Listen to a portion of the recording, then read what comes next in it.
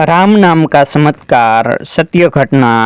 एक बार एक गांव में एक साधु रहता था। सारा दिन राम राम जपता रहता है और ढोल की बजाकर कीर्तन करता रहता।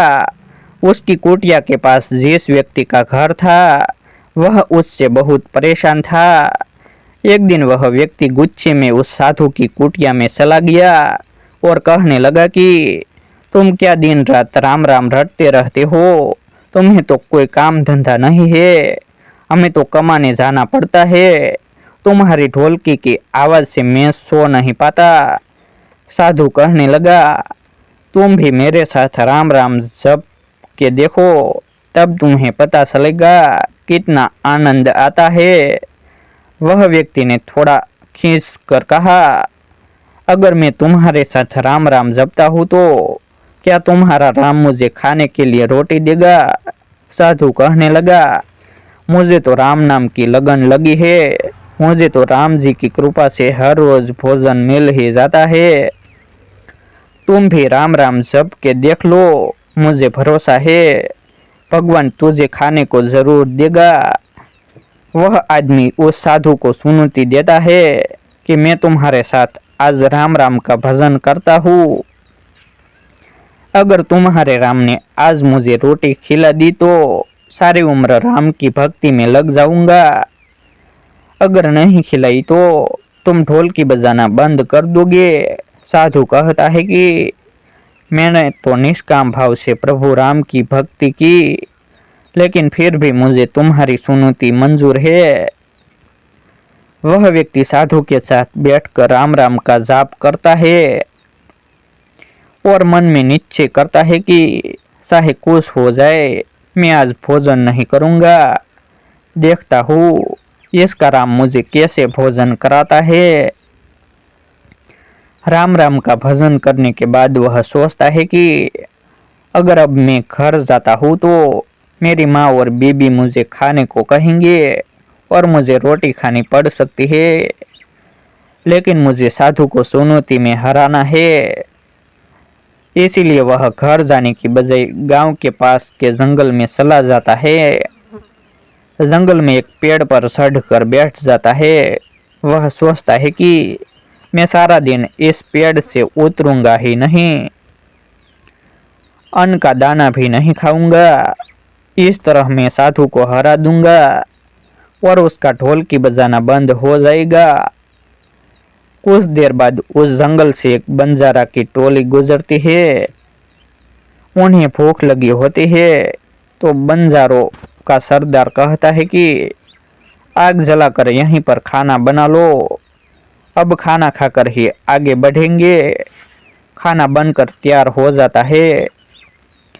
बंजारे खाना खाने ही वाले होते हैं कि इतनी देर में बंजारों को सूचना मिलती है कि पीछे से डाकू आ रहे हैं। तो बंजारों का सरदार कहता है, हमें यहाँ से चले जाना चाहिए, डाकू हमारा सब कुछ लूट सकते हैं। वे बंजारे खाना वहीं पर छोड़कर चले जाते हैं। वह आदमी पेड़ पर चढ़ा सब कुछ देख रहा था। कुछ समय बाद डाकू वहां पहुंच जाते हैं। भोजन को देखकर डाकू कहते हैं कि खुशबू तो बहुत अच्छी आ रही है, लेकिन यह भोजन किसने फिर बनाया। बनाने के बाद खाया क्यों नहीं, कहीं किसी की चाल तो नहीं है हमें फंसाने की। हो सकता है इस भोजन में जहर हो। उसी समय डाकुओं के सरदार की नजर उस व्यक्ति पर पड़ी। वह उसे नीचे आने को आदेश देता है।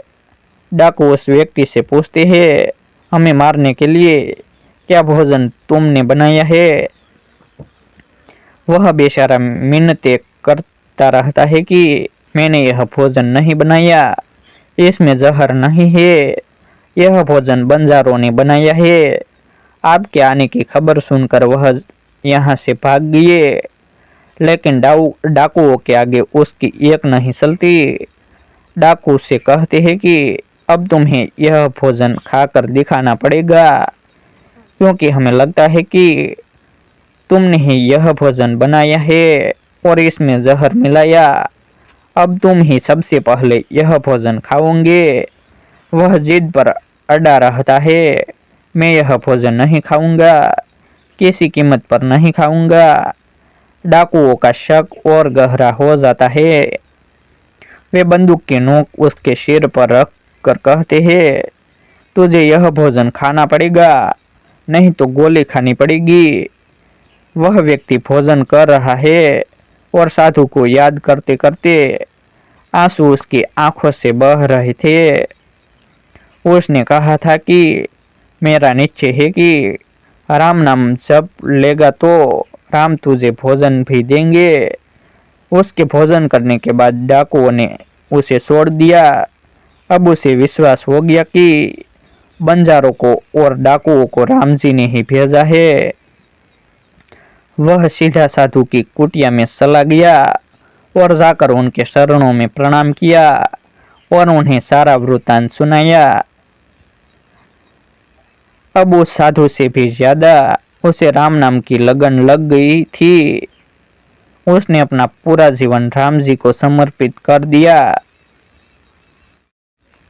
ऐसे ही नए नए धार्मिक वीडियो देखने के लिए हमारे YouTube चैनल सब्सक्राइब करें, वीडियो को लाइक करें और अपने मित्रों के साथ शेयर करें और कमेंट में जय श्री राम लिखना ना भूलें।